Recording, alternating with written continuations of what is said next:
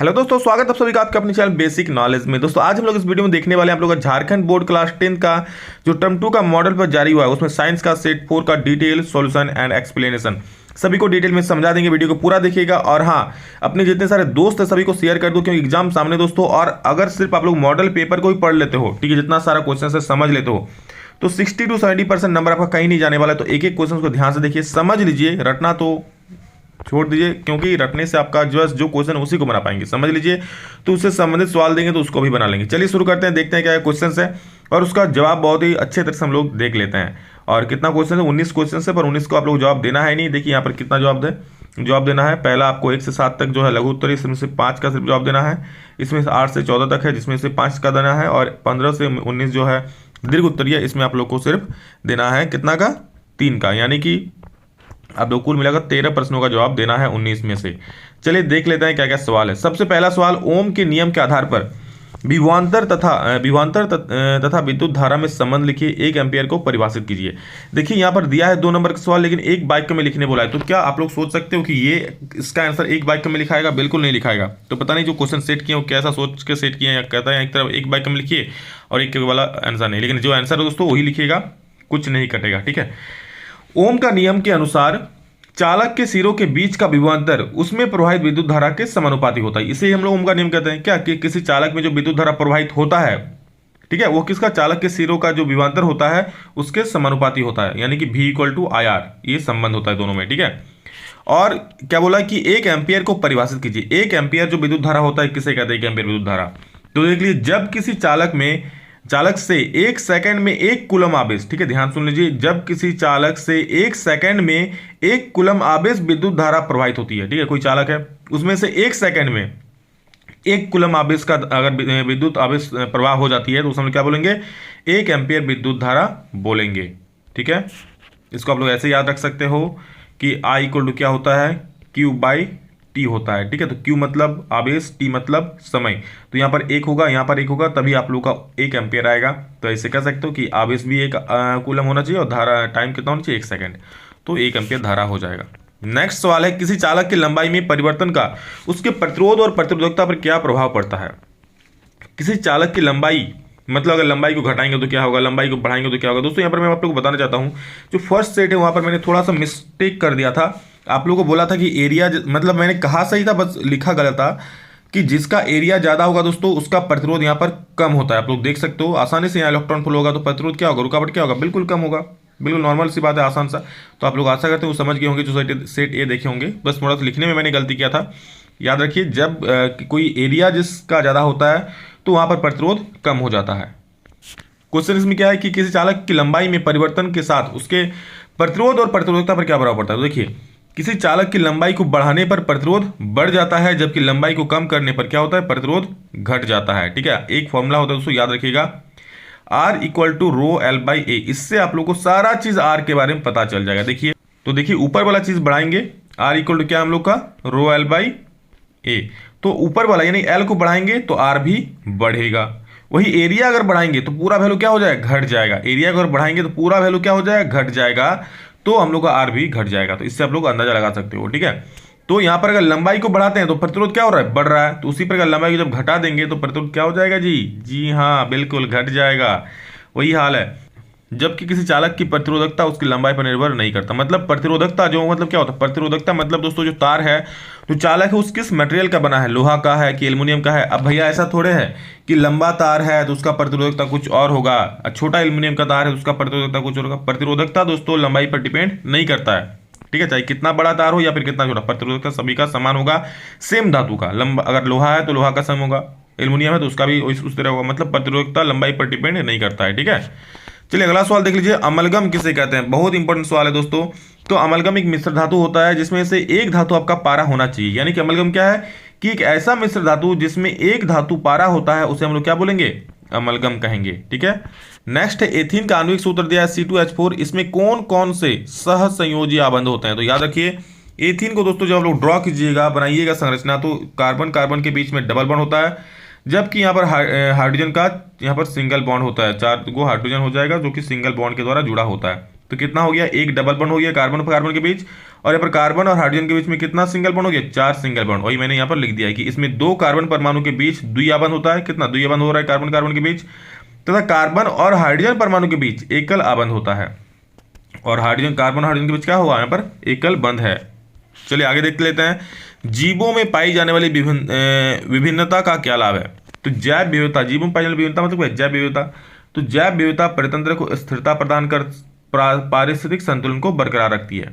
पौधे तथा जंतु एक दूसरे से खाद्य श्रृंखला तथा खाद्य जाल द्वारा जुड़े होते हैं। एक प्रजाति की विलुप्ति दूसरे के जीवन को प्रभावित करती है। मतलब क्या कहा गया है कि जीवों में जो विविधता पाई जाती है, भिन्नता पाई जाती है, ठीक है, कोई बकरी है तो कोई शेर है, कोई यहाँ पर घास जो है बहुत सारे तरह तरह के, फिर खरगोश है। मतलब क्या हर एक दूसरे पर डिपेंड है। अगर मान लीजिए घास को बकरी सब नहीं खाएगी तो क्या घास बहुत खाली घास से घास हो जाएगा। इसी प्रकार हमारे क्या एक संतुलन पैदा करता है ये लोग परिस्थिति में। अगर इसमें से हम पहले वाला वीडियो में बताए थे कि कोई भी एक यहाँ पर स्तर को खत्म कर देते हैं तो बाकी स्तरों पर बुरी तरह से यहाँ पर प्रभाव पड़ने वाला है। मान लीजिए हम जितने सारे दुनिया में शाकाहारी चीज़ है, मतलब मान लीजिए कोई ऐसा कीट है जो विशेष प्रकार घास को खाता है, अब उस कीट को हम खत्म कर देते हैं तो क्या वो विशेष प्रकार घास को खा नहीं पाएगा, जिससे घासों में वृद्धि हो जाएगी। तो इस प्रकार बहुत सारे एग्जांपल्स यहाँ पर हो सकते हैं, ठीक है। तो यही चीज़ है कि ये जो विभिन्नता पाई जाती है ये परिस्थिति को संतुलन बनाए रखने में मदद करती है।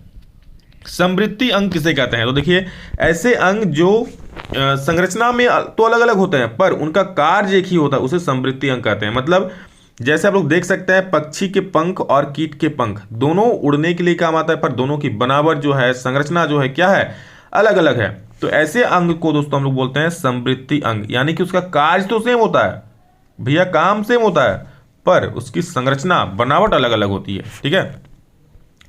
आप अपने व्यवहार का एक उदाहरण दें जो यह बताते हैं कि आप पर्यावरण मित्र है। तो क्या आप लोग पर्यावरण मित्र है, कमेंट करके जरूर बोलेंगे। और पर्यावरण मित्र है तो आप लोग क्या क्या करते हैं, तो देख लीजिए। मैं बाजार जाते समय खुद का थैला ले जाता हूं और प्लास्टिक के प्रयोग को कम से कम करता हूं। दोस्तों ये तो ठीक है, सभी लोग बाजार जाते हैं, थैला लेके लगभग लोग जाते हैं, ठीक है। और आप लोग भी अगर नहीं जाते हैं तो जरूर लेके जाइए। और वहाँ पर प्लास्टिक अगर कोई दे रहा है तो उसको मत लीजिए, उससे क्या होगा, आप मान लीजिए प्लास्टिक लीजिएगा, घर आकर फिर मिट्टी में फेंक दीजिएगा। इस प्रकार अब वो जमा होते जाएगा, आप मिट्टी को प्रदूषित करेगा, क्योंकि प्लास्टिक तो भैया सड़ने गलने वाला चीज़ है नहीं। तो प्लास्टिक एक अजैव निम्नीकरणीय पदार्थ है, मतलब वो उसका अपघटन नहीं होगा, ठीक है, इसका अपघटन नहीं होता है और यह पर्यावरण को नुकसान पहुंचाता है। तो दोस्तों मैं तो बाजार ले ही जाता हूँ, प्लास्टिक का कम से कम ही यूज़ करता हूँ, मतलब थैला लेके ही जाता हूँ। अब बहुत सारे लोग क्या करते हैं, यहाँ पर शर्म आता है कि नहीं हाथ में झोला नहीं ढोएंगे। यार काम करने में शर्म कैसा, ठीक है, अजीब चीज़ है। जिसमें शर्म करना चाहिए उसमें नहीं करते हो, काम करने में शर्म करते हो। आगे देखिए, किन 3 प्रश्नों का उत्तर दीजिए। चालक का प्रतिरोध को परिभाषित करें। चालक का प्रतिरोध किस कारकों पर निर्भर करता है। तो किसी चालक के सिरों पर लगाया गया विभवांतर जो है, ठीक है। अब भैया चालक क्या है, हम बहुत बार बताएं, चालक मतलब कोई भी तार यार कुछ भी ले लो, वो सारा चीज़ चालक होता है, ठीक है, जिसमें से धारा बहता है। तो किसी चालक के सिरों पर लगाया गया विभवांतर तथा उसमें प्रवाहित धारा के अनुपात को उस चालक का प्रतिरोध कहते हैं। क्या हो गया, चालक का प्रतिरोध क्या होगा, किसी चालक के सिरों पर लगाया विभवांतर तथा उसमें प्रवाहित धारा के अनुपात को, यानी कि R = क्या हो गया, V/I। ये हो गया कि विभवांतर और जो धारा है उसका अनुपात जो है उसको हम लोग क्या बोलते हैं, प्रतिरोध बोलते हैं। वही चीज यहाँ पर लिखा गया है कि चालक के सिरों पर लगाया विभवांतर तथा उसमें प्रवाहित विद्युत धारा के अनुपात को चालक का प्रतिरोध कहते हैं। चालक का प्रतिरोध चालक की लंबाई, अनुप्रस्थ काट का क्षेत्रफल और चालक के पदार्थ की प्रकृति पर निर्भर करता है। चालक का प्रतिरोध जो R है किस पर डिपेंड करता है, ρL/A, यानी कि पदार्थ की प्रकृति पर, चालक की प्रकृति पर, किस चीज़ का बना हुआ है, एल्युमिनियम का है, तांबा का है, किस चीज़ का है, उसकी लंबाई पर है और क्षेत्रफल पर, इस सब पर डिपेंड करता है चालक का प्रतिरोध। Okay, now moving to next question. Next question is 2 ohm, 3 ohm और 6 ओम के 3 प्रतिरोधों को कैसे जोड़ा जा सकता है कि कुल प्रतिरोध हो, कितना हो, एक बार 1 ओम हो जाए और एक बार 11 ओम हो जाए। तो चलिए मैंने इसको यहाँ बना दे रहा हूँ। देखिए यहाँ पर मैंने लिख दिया है कि 1 ओम प्रतिरोध प्राप्त करने के लिए तीनों प्रतिरोधों को समांतर क्रम में जोड़ना होगा। जो तीनों प्रतिरोध दोस्तों, अगर आप 1 ओम प्राप्त करना चाहते हो तो तीनों को किस में जोड़ना होगा, समांतर क्रम में जोड़ना होगा। चलिए हम समांतर क्रम में जोड़ लेते हैं। कैसे जोड़ेंगे समांतर क्रम में, तो हम लोग को पता है दोस्तों कि R1 = कितना है, R1 = यहाँ पर दिया हुआ है कितना, 2 ओम प्लस R2 = कितना दिया है, तो R2 = दे दिया है 3 ओम। उसी प्रकार R3 = कितना दिया है, R3 = दिया है 6 ओम। हमको यहाँ पर क्या निकालना है, प्रतिरोध निकालना है ताकि 1 ओम हो, ठीक है। आप लोग ये वाला चीज़ तो पहले भी लिख सकते हो, ये जो मैंने लिखा ना ये आपको यहाँ पे भी लिख सकते हो, उत्तर के बाद भी लिख सकते हो। उत्तर के बाद लिख दीजिएगा, मतलब ये वाला चीज़ जो मैं यहाँ लिखा उसको यहाँ पर लिख दीजिएगा, फिर ये वाला क्वेश्चन सॉल्व कीजिएगा। क्या करेंगे, 1/r equal to 1/r1 plus 1/r2 और प्लस 1/r3, क्योंकि समांतर क्रम में जोड़ रहे हैं, एक को मिलाना है। अब आगे चलिए दिखाते हैं अगले नेक्स्ट पेज में। यहाँ देख लीजिए 1/r1 मतलब क्या 1/2, 1/r2 मतलब क्या 1/3 और 1/r3 मतलब क्या 1/6। सभी का एलसीएम लीजिएगा तो आप लोग का 6 आ जाएगा, 2 तिया 6, 2 3 एकम 3 हो जाएगा, 3 दूनी 6, 2 एकम 2 हो जाएगा, 6 एकम 6 तो 1 एकम 1 हो जाएगा। मतलब सभी को जोड़िएगा तो आएगा 3 2 5 और 1 6 आएगा, जो कि 6/6 और कट के आ जाएगा 1 ओम। जो 1 ओम ही तो आपको लाना था जी, आ गया ना आंसर। उसी प्रकार नेक्स्ट सवाल देखिए क्या है, 11 ओम प्रतिरोध प्राप्त करेंगे। क्योंकि हम लोग दोस्तों यहीं पर R1 R2 R3 लिख चुके थे, आप लोग को पहले हम दिखा दिए, यहाँ पर लिख लीजिएगा। तो 11 ओम प्रतिरोध प्राप्त करने के लिए सभी किस में जोड़ेंगे हम लोग, श्रेणी क्रम में जोड़ेंगे। क्या क्या है 2 3 और 6, सभी को श्रेणी क्रम में जोड़िए, आ जाएगा आंसर। तो R इक्वल टू क्या हो जाएगा, R1 plus R2 plus R3, सभी को श्रेणी क्रम में जोड़ दीजिए। यहाँ ऊपर में जोड़ देते हैं 2 प्लस 3 प्लस 6 हो गया, 3 2 5 और 6 11 ओम हो गया। तो 11 ओम लाना था, समांतर क्रम में जोड़िए, आ जाएगा। बिल्कुल ये समाप्त हो गया। आगे देखते हैं 10 नंबर, बहुत अच्छा सवाल है। इलेक्ट्रॉन का स्थानांतरण के द्वारा Na2O NaCl तथा MgO का निर्माण दर्शाइए। देखिए इलेक्ट्रॉन का स्थानांतरण, इलेक्ट्रॉन का जो ट्रांसफॉर्मेशन होगा एक जगह दूसरी जगह जाएगा, उसके बाद यहाँ पर कैसे निर्माण होगा वो चीज़ बोला है। तो देखिए Na2O का सबसे पहले हम देखते हैं। तो Na2O मतलब Na कितना है 2 को, तो हम एगो यहाँ लिख दिए, एगो यहाँ लिख दिए और एगो ऑक्सीजन है यहाँ पर लिख दिए। अब देखिए Na के बाहर में यानी कि सोडियम के बाहर में कितना इलेक्ट्रॉन होता है, तो हम लोग जानते हैं सोडियम का जो परमाणु संख्या होता है वो होता है 11। 11 को हम लोग कैसे लिखेंगे, इसका इलेक्ट्रॉन बिंदु संरचना 2, 8, 10 और 1 11, मतलब बाहर में कितना 1 हो गया। तो सोडियम के बाहर में 1 दिखा दिए और यहाँ भी 1 दिखा दिए। उसी प्रकार ऑक्सीजन का दोस्तों बाहर में 6 को होता है, ठीक है। लेकिन अब ऑक्सीजन का पेट बेचारा भरा हुआ है नहीं, ये भूख से तिल मिला रहा है कि नहीं भाई मेरा तो 8 रोटी से पेट भरता है, मेरे पास 6 रोटी है, ये रो रहा है। तब Na बड़ा दिलदार है, Na आ गया इसके पास, बोला मैं तुमको दूंगा, तो ये अपना 1 इलेक्ट्रॉन इधर दे दिया और 1 इलेक्ट्रॉन इधर दे दिया, ठीक है। अब Na दिया तो Na भाई धनी बन गया। आप किसी को दीजिएगा तो आपका तो एकदम गर्भ से सीना चौड़ा हो जाएगा ना। तो उसी प्रकार गर्भ से सीना चौड़ा हो गया और अपने ऊपर प्लस चार्ज लगा लिया, ये भी अपने ऊपर प्लस चार्ज लगा लिया। और वो बेचारा खा तो लिया लेकिन क्या ऋणी हो गया, भैया 2 रोटी खाए हो तो कुछ तो करना पड़ेगा ना, तो अपने माथे में वो 2 माइनस लेके घूम रहा है। तो और इसी प्रकार दोस्तों हम लोग का ये मिल के क्या निर्माण हो जाता है, Na2 का निर्माण हो जाता है, ठीक है। उसी प्रकार NaCl का करेंगे तो Na का बाहर में कितना होता है 1, क्यों, क्योंकि इसका होता है 11 परमाणु संख्या Na का, अभी तो बता दिया आप लोगों को 1 हो गया। और क्लोरीन का दोस्तों बाहर में होता है यहाँ पर 7, क्योंकि क्लोरीन का परमाणु संख्या 17 होता है। 17 को कीजिएगा ना तो 2, 8, 7, 2 8 10 और 7 17 हो, तो बाहर में 7 कर दिए हम। अब ये 1 रोटी के लिए छटपटा रहा है कि भैया 1 रोटी हमको चाहिए, तो Na फिर से दिलदार, ये फिर दे हाजिर हो गया, 1 दे दिया, तो 1 दे दिया तो अपना 1 प्लस चार्ज लगा दिया माथे पर, और क्लोरीन बेचारा 1 लेके अपने माथे पर माइनस लेके घूम रहा है। अब इन दोनों को यही दोस्तों हम लोग का NaCl हो गया, ठीक है, कल माइनस साइन हटा दिए। आगे देखिए क्या है MgO। अब MgO भी वही हाल है कि Mg के बाहर में 1 चार्ज होता है, 2 चार्ज होता है। यहाँ पर देखिए, यहाँ पर ये वाला जो लिखा मैंने इसको आप लोग मत देखिएगा, ठीक है, ये इसको मत देखिएगा जो यहाँ पर बिंदु है। यहाँ पर ये 2 बिंदु दिख रहा है, एगो इधर जा रहा है, एगो इधर जा रहा है, 2 इलेक्ट्रॉन चल गया। और ऑक्सीजन के पास 6 है, 2 मिल गया तो कितना हो गया 8 हो गया, मतलब हो गया हम लोग का Mg 2 दिया, 2 प्लस, ऑक्सीजन 2 लिया, 2 माइनस, इस प्रकार MgO का निर्माण हो गया। गेट इट, समझ में आई मेरी बात? अगर आया है तो प्लीज़ लाइक कर दीजिएगा और दोस्तों को शेयर जरूर कर दीजिएगा कि सभी को जानकारी मिले। और हाँ, अभी तक अगर सब्सक्राइब नहीं किए हो, जी हाँ दोस्तों आप ही को बोल रहा हूँ जो आप ये वीडियो देख रहे हो, जल्दी से कर दो यार, ताकि मुझे भी मोटिवेशन मिले और हमारा 1 लाख का परिवार जल्द पूरा हो, फिर तो हम लोग धमाल मचाएंगे क्या। आगे देखिए 11 नंबर, संयोजन एवं प्रतिस्थापन अभिक्रिया सब क्या समझ। दोस्तों यहाँ पर एक छोटा सा दिक्कत है कि संयोजन अभिक्रिया जो है ये आप लोग को फर्स्ट टर्म में है, ठीक है, और सेकंड टर्म वाला सिलेबस में मुझे अभी तक संयोजन अभिक्रिया मिला नहीं। यहाँ प्रतिस्थापन अभिक्रिया है आप लोग का सेकंड टर्म में। चलिए क्या है आप लोग को दिखाया जाता है, ठीक है। तो संयोजन अभिक्रिया को मैंने यहाँ लिख दिया है, जो फर्स्ट टर्म वाला वही वाला, कि ऐसी अभिक्रिया जिसमें 2 या 2 से अधिक पदार्थ मिलकर एक नए पदार्थ का निर्माण करता है उसे संयोजन अभिक्रिया कहते हैं। जैसे CaO और H2O मिल गया और क्या बना दिया CaOH होल ट्वाइस, यानी कि कैल्शियम हाइड्रोक्साइड।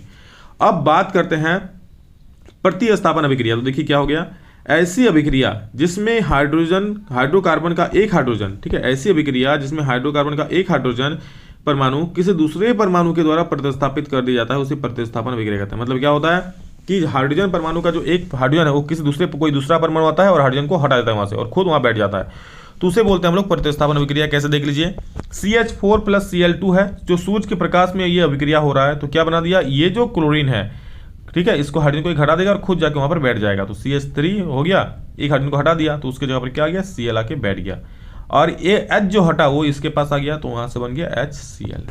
ठीक है, खाद्य जाल क्या है, एक उदाहरण के द्वारा समझाइए। तो देखिए, पारिस्थितिक तंत्र में विभिन्न खाद्य श्रृंखला मिलकर एक जाल का निर्माण करती है जिसे खाद्य जाल कहते हैं। मतलब क्या, ध्यान सुन लीजिए, ये घास है यहाँ पर, ठीक है, अब घास को क्या, एक खरगोश आ गया और खा गया, अब फिर यहाँ पर कोई लोमड़ी आया और ये लोमड़ी खरगोश को खा गया। अब यहाँ पर देखिए, ये जो लोमड़ी यहाँ पर है, ये जो लोमड़ी यहाँ पर है, ये सब खरगोश से नहीं, बकरी मिला तो बकरी को भी खा गया, ठीक है, बकरी क्या खाया, वो भी घास को खाया। तो यहाँ पर दो खाद्य श्रृंखला बन रहा है, ये एक अलग खाद्य श्रृंखला, ये एक अलग खाद्य श्रृंखला। तो इस प्रकार दोस्तों खाद्य श्रृंखलाओं का जो जाल बनता है, मतलब एक दूसरे से जुड़ा हुआ होता है, इन सारे खाद्य श्रृंखलाओं को मिलाकर दोस्तों जो जाल बनता है उसे हम लोग बोलते हैं खाद्य जाल।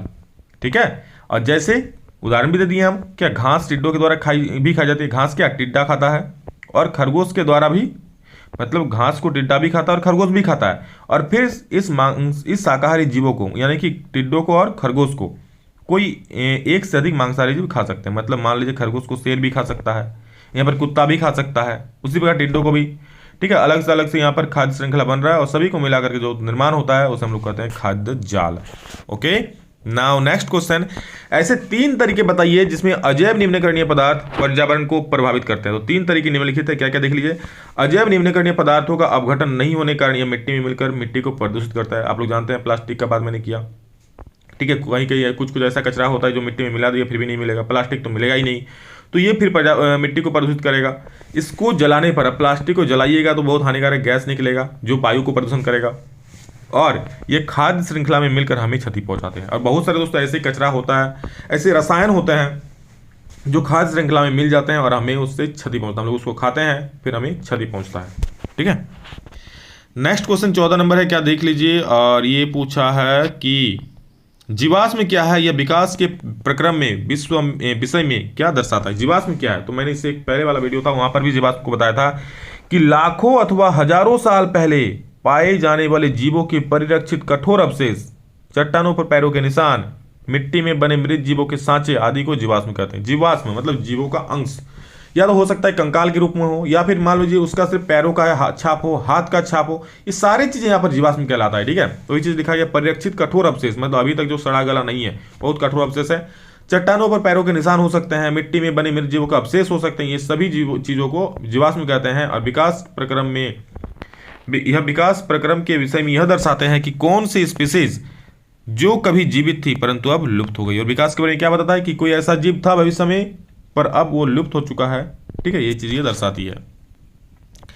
किन्हीं 3 प्रश्नों के उत्तर दिए, 5 नंबर वाला सवाल आ जाता है। अब सिर्फ 3 आप लोगों को जवाब देना है, पर मैं आप लोगों को सारा जवाब देकर बता दूंगा। हाँ, विद्युत जनरेटर वाला दोस्तों बता दूं, ये काफी महत्वपूर्ण सवाल है, मैं अलग से एक वीडियो लाऊंगा, बस आप लोग इसमें थोड़ा सा बता दूंगा, इसमें प्रूफ और फिगर नहीं बताऊंगा, एक अलग सा स्पेशल वीडियो आएगा, क्योंकि ये 5 नंबर का सवाल आपको समझना जरूरी है। मैं यहाँ लिख दूंगा, आप लोग रट लीजिएगा, लेकिन उससे कोई फायदा है नहीं, मैं अलग से एक वीडियो में अच्छा करके समझा करके बता दूंगा। ठीक है, देखिए क्या बोला, विद्युत जनरेटर क्या है, यह किस सिद्धांत पर कार्य करता है, इसके निर्माण और कार्य प्रणाली का वर्णन कीजिए। तो देखिए विद्युत जनरेटर जो है क्या होता है, आप लोग देखे होंगे शादी ब्याह में जनरेटर आता है जिससे लाइट जलता है। तो क्या जनरेटर का पहले घुमाते हैं, फिर उसके अंदर एक फ्लाई व्हील होता है जो घूमता रहता है। ठीक है, अब घूमता रहता है तो वो मैकेनिकल एनर्जी हो गया। अब उस मैकेनिकल एनर्जी से हमारा घर में, मतलब यांत्रिक ऊर्जा से हमारे घर का बल्ब जल गया, यानी कि विद्युत ऊर्जा में कन्वर्ट हो गया। तो जो जनित्र होता है यानी कि जनरेटर होता है, वो क्या करता है, एक ऐसी युक्ति है जो यांत्रिक ऊर्जा को विद्युत ऊर्जा में बदल देता है, परिवर्तित कर देता है। ये विद्युत चुंबकीय प्रेरण के सिद्धांत पर कार्य करती है। और किस पर कार्य करता है, विद्युत चुंबकीय प्रेरण के सिद्धांत पर, अर्थात जब किसी चालक को विद्युत चुंबकीय क्षेत्र में रखकर घुमाया जाता है तो विद्युत धारा प्रवाहित होती है, विद्युत धारा उत्पन्न होती है, प्रवाहित नहीं, विद्युत धारा उत्पन्न होती है। ठीक है, एक दोस्तों यहाँ पर आयताकार कुंडली तार होता है, दो तरफ 2 साइड में चुंबक होता है, इसको जब हम लोग घुमाते हैं तो यहाँ से फ्लक्स निकलता है, फिर उसके सहारे से ये घूमता रहता है। ठीक है, आप लोग देखे होंगे विद्युत जनरेटर, तो नेक्स्ट वीडियो में इसको डिटेल में समझा दूंगा आप लोगों को। चलिए नेक्स्ट क्वेश्चन 16 नंबर देख लेते हैं, जो कि आप लोगों को न्यूमेरिकल है। क्या पूछा है देख लीजिए, यहाँ पर R1 एक फिगर दिया है, बोला R1 और R2 के मान दिया है 4 और 20 ओम तथा इन्हें 6 वोल्ट की बैटरी से जोड़ा गया है। तो आप लोग क्या निकालें, परिपथ का कुल प्रतिरोध, परिपथ में प्रवाहित कुल विद्युत धारा और प्रत्येक प्रतिरोध से प्रवाहित विद्युत धारा। तो चलिए निकाल लेते हैं। सबसे पहला सवाल क्या दिया है क्वेश्चन में, R1 दिया है 4, R2 दिया है 20 और V बराबर दिया है 6 वोल्ट। तो परिपथ का कुल प्रतिरोध क्या हो जाएगा, R = R1 + R2, तो 20 + 4 यानी 24 ओम हो जाएगा। अब बोला है विनिर्मय की परिपथ में प्रवाहित विद्युत धारा, तो I = क्या हो जाएगा V/R यानी 6/24 यानी कि 1/4 एम्पियर आ जाएगा काट करके, जिसको अगर भागा देके निकालना चाहो तो 0.25 एम्पियर हम लोग का आंसर हो जाएगा इसका। और आगे सी नंबर में क्या बोला है देख लीजिए, आर से प्रवाहित विद्युत धारा, तो R1 से मतलब सी में बोला था आप लोग को जो प्रत्येक प्रतिरोध से प्रवाहित विद्युत धारा, तो R1 से जो कितना प्रवाहित हो रहा है देख लीजिए, R1 से प्रवाहित विद्युत धारा क्या हो जाएगा I1 = V/R1, तो I1 कितना है I1 = V/R1, V कितना है 6, R1 कितना है 4, काट दीजिएगा 3/2 आएगा जो कि पॉइंट में 1.5 एम्पियर आएगा। फिर एक क्वेश्चन है इसमें कि अलग R2 है, तो R2 से प्रवाहित विद्युत धारा क्या हो जाएगा I2 = V/R2, और ये दोस्तों V कितना है 6 और R2 कितना है 20, तो 6/20 यानी कि 3/10 भाग 0.3 एम्पियर इसका आंसर आ जाएगा। नेक्स्ट क्वेश्चन है साबुन की सफाई प्रक्रिया की क्रियाविधि समझाइए। तो देखिए साबुन के अणु लंबी श्रृंखला वाले कार्बोक्सिलिक अम्लों के सोडियम व पोटेशियम लवण होते हैं। साबुन के अणु क्या होता है लंबी श्रृंखला वाले, आप लोग फिगर में यहाँ पर देना भूल गया हूँ, फिगर कभी दिखा दूंगा, ठीक है। कार्बोक्सिलिक अम्लों का एक सोडियम और पोटेशियम लवण होता है, आप लोग एनसीईआरटी में देखिएगा, फिगर आपको मिल जाएगा। साबुन के अणु में 2 सिरे होते हैं, एक सिरा जिसको हम लोग जल रागी बोलते हैं, दूसरा सिरा जिसको जल विरागी कहते हैं। मतलब जल रागी मतलब क्या, जो जल में होता है, एक सिरा ध्रुवीय जो जल रागी होता है और दूसरा सिरा अध्रुवीय जो जल विरागी होता है। कपड़े धोने की प्रक्रिया में साबुन अणु का अध्रुवीय भाग मैल या तेल की बूंद की ओर होती है, जो ध्रुवीय भाग यानी जो जल रागी सिरा होता है वो जल में होता है, और जबकि इसका दूसरा पूंछ वो मैले में चिपक जाता है, ठीक है, जिसको हम लोग क्या बोलते हैं जल विरागी, वो मैले में चिपक जाता है और ध्रुवीय भाग बाहर की ओर होता है।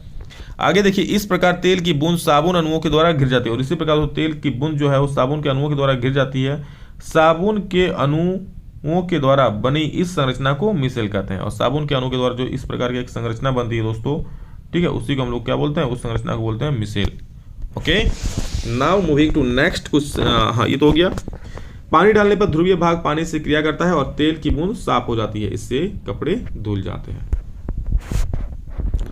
स्पीसीज से आप क्या समझते हैं, तो ऐसे जीवों का समूह जिनमें आधारभूत विशेषताएं समान होती है तथा जो आपस में लैंगिक जनन कर सकते हैं, स्पीसीज कहलाता है। अर्थात इसमें यहाँ पर अंतरान्विक यहाँ पर जनन होता है, वही लिखा था, छोड़ दीजिए। कि ऐसे जीवों का समूह जिसमें आधारभूत विशेषताएं समान होती है, ठीक है, तथा जो आपस में लैंगिक जनन कर सकते हैं, उसे स्पीसीज कहते हैं। वह कौन से कारक है जो नई स्पीसीज के उद्भव में सहायक है, उद्भव में सहायक होगा, ठीक है, सहायक यहाँ पे छूट गया, उद्भव में सहायक होगा, सहायक है। क्वेश्चन क्या है, तो आंसर क्या होगा देख लीजिए, वे कारक जो नए स्पीसीज के जन्म में सहायक है, नवीन या नए जो लिखना लिखिए, वो निम्न प्रकार है। क्या है, शारीरिक लक्षणों में परिवर्तन, गुणसूत्रों की संख्या में परिवर्तन, विभिन्नताएं जिसमें जनन की क्षमता न हो, और आनुवंशिक विचलन व प्राकृतिक कारण वरण, ठीक है, ये सारा चीज हो गया। और अंतिम सवाल जो कि काफी बढ़िया और इंपॉर्टेंट सवाल है, जैव निम्नकरणीय और अजैव निम्नकरणीय पदार्थ का अंतर बताइए। तो देख लीजिए जैव निम्नकरणीय मतलब क्या, ये वे अपशिष्ट पदार्थ है जिन्हें हानि रहित पदार्थों में तोड़ा जा सकता है, जैसे गोबर, मतलब इसको आप तोड़िएगा भी ना तो हानि नहीं पहुंचाएगा, जैसे गोबर हो गया। ये पदार्थ जीवाणुओं और बैक्टीरिया द्वारा अपघटित हो जाते हैं, ठीक है, ये पदार्थ क्या जीवाणु और बैक्टीरिया द्वारा अपघटित हो जाते हैं। आप लोग देखेंगे कोई आलू सड़ गया तो माटी मिल जाएगा, लकड़ी सड़ गया तो माटी मिल जाएगा। इसी प्रकार परिस्थिति तंत्र में संतुलन बनाए रखते हैं। लेकिन यहाँ पर अजैव निम्नकरणीय एक चीज है, ये वे अपशिष्ट पदार्थ है जिन्हें हानिकारक पदार्थों में नहीं तोड़ा जा सकता, जैसे DDT, प्लास्टिक आदि, ठीक है, मतलब हानिकारक बोल रहे हैं, हानि रहित पदार्थों में नहीं तोड़ सकते, इसको तोड़िएगा तो इसमें हानि होगा, मिट्टी को हानि होगा, वायु को हानि होगा, इसको, ठीक है।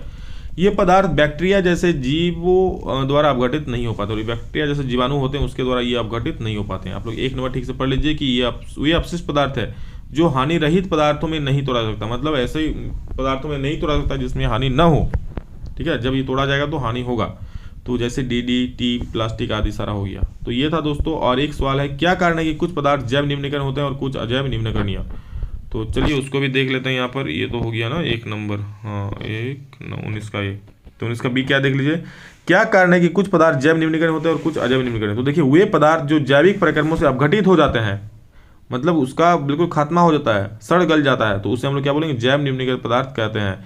ये पदार्थ जीवाणुओं द्वारा स्रावित किए जाने वाले एंजाइमों की मदद से कुछ समय अंतराल में सरल अणुओं में परिवर्तित हो जाते हैं। उदाहरण जैविक खाद, मतलब जो छोटे जीवाणु होता है वो उसको अपघटित कर देते हैं और अजैव निम्नलिखित पदार्थ जैव प्रक्रमों से अपघटित नहीं होते। यह पदार्थ सामान्यतः अक्रिय है और लंबे समय तक पर्यावरण से बने रहने, उदाहरण मानव निर्मित प्लास्टिक। मतलब क्या होता है, ये लंबे समय तक पर्यावरण में बने रहता है। देखते हैं प्लास्टिक को बहुत सालों तक, अब जमीन खोदिएगा तो एक दो प्लास्टिक मिल जाता है, तो इसका अपघटन नहीं होता है जल्दी। उदाहरण के लिए मानव निर्मित प्लास्टिक सबसे बड़ा, हम लोग जो प्लास्टिक तैयार करते हैं वो सबसे बड़ा उदाहरण है, ठीक है, सबसे अच्छा और सबसे बड़ा उदाहरण है। तो सभी को शेयर कर दोस्तों। इसी के साथ हम लोग का सेट 4 खत्म होता है और दोस्तों सेट 5 भी जल्दी सॉल्यूशन अपलोड कर दूंगा। बस देखिए आज ही ट्राई करता हूँ सेट 5 छोड़ दूँ। और चैनल पर अगर पहली बार है तो सब्सक्राइब जरूर कर लेना यार, एक एक वीडियो बना रहे हैं, मेहनत लग रहा है, तो अगर आप लोग सब्सक्राइब थोड़ा कर ही लोगे तो अच्छा लगेगा। तो चलिए जरूर कर लीजिए। Love you all, thank you, love you. Next video आप लोग से मिलते हैं, तब तक के लिए जय हिंद, वंदे मातरम।